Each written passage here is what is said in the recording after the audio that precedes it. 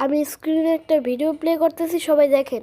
আমি স্ক্রিনে একটা ভিডিও প্লে করতেছি, সবাই একটু তাকায় মনোযোগ দিয়ে দেখেন।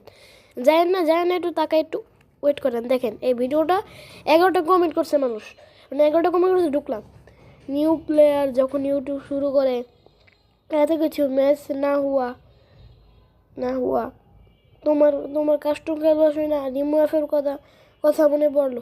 এফ প্লেয়ার ছাপড়ি ছাপড়ি ছাপড়ি 45 লেভেলের বট বট আরও বিভিন্ন ধরনের কমেন্ট। বট, নতুন নতুন প্লেয়ার, আরও কত কি। এখন এদের উদ্দেশ্যে আমি কিছু বলবো, কিন্তু অন্য ইউটিউবের মধ্যে গালাগালি বা এইসব রাগ দেখাবো না। জাস্ট বলবো যে সারাদিন কষ্ট করে ভিডিও বানাই, এরপরে তোমরা তোমাদের খারাপ মন্তব্য। সারাদিন কষ্ট করে ভিডিও বানাবো, এরপরেও তোমরা খারাপ মন্তব্য করবা।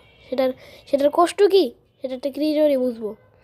সারাদিন কষ্ট করে ভিডিও এডিটিং করে, আমি বুঝলাম আমি গেমের ভিডিও দেই না, কিন্তু কম দেই, কিন্তু আমি যে ভিডিওগুলো বানাইতেছি এগুলো এডিটিং করার কষ্টটা কি সেটা তোমরা বুঝবা না।